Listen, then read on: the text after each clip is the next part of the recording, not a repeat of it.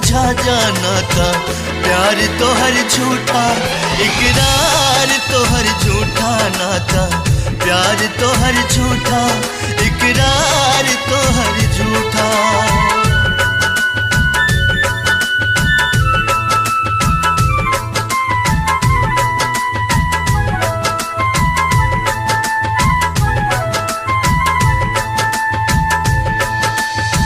ए चांद हमरा यार के चेहरा के दीदार दे दा। ए चांद हमरा यार के चेहरा के दीदार दे दा। तू हमरा बेचैन दिल के करार दे दा। लुट गईल बानी हम अंधरिया में, बस थोड़ा सा रोशनी उधार दे दा। याद बा हमरा खातिर तू हर तूफान से टकरा जानू। हमरा एक आवाज पे दौड़ल बाबरी होके आ जालू। ओ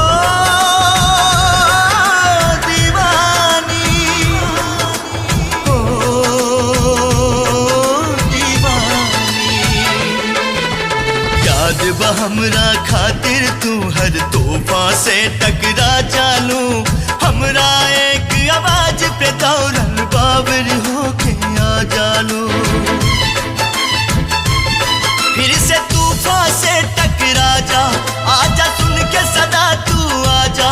फिर से तूफान से टकरा जा, आजा सुन के सदा तू आजा। नाता प्यार तो हर झूठा, इकरार तो हर झूठा नाता। प्यार तो हर झूठा, इकरार तो हर झूठा।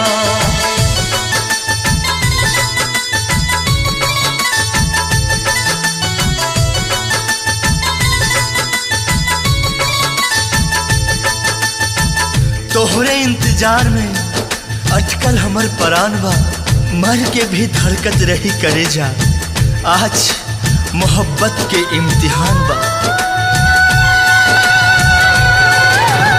बतावे या तू बाबा, केहू के आइल जरूरी बा। कदम बढ़ा के रोका तारू, ऐसन का मजबूरी बा।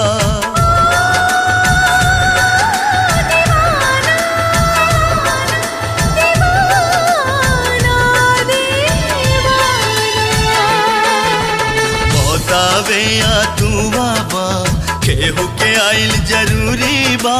कदम बढ़ा के रोका तारू, वैसन का मजबूरी बा। ई दीवाना के समझा जा, आजा दिल के आस पुरा जा। बस आखिर झलक दिखा जा, आजा दिल के प्यास बुझा जा। नाता प्यार तो हर झूठा, इकरार तो हर झूठा नाता। प्यार तो हर झूठा, इकरार तो हर झूठा।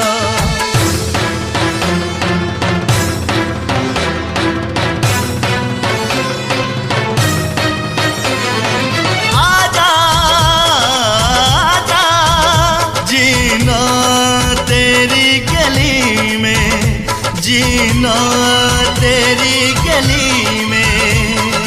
आजा आजा, सूरज भी रहित त जल जाइत, ऊहो बेवक्त निकल जाइत। देख के हमरा हालत के पत्थर भी रहित त पिघल जाइत।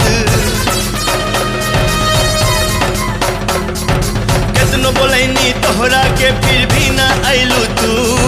बहे लगल अखियन से हमरा आंसू बन के लहू, आंसू बन के लहू, आंसू बन के लहू।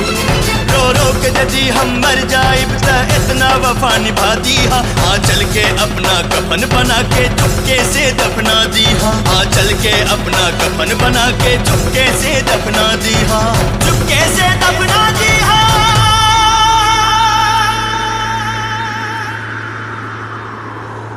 बस इतना वफा निभादा, आ चल के कफन बनादा। एक बार गले से लगा के, ए जान हमर दफना का नाता।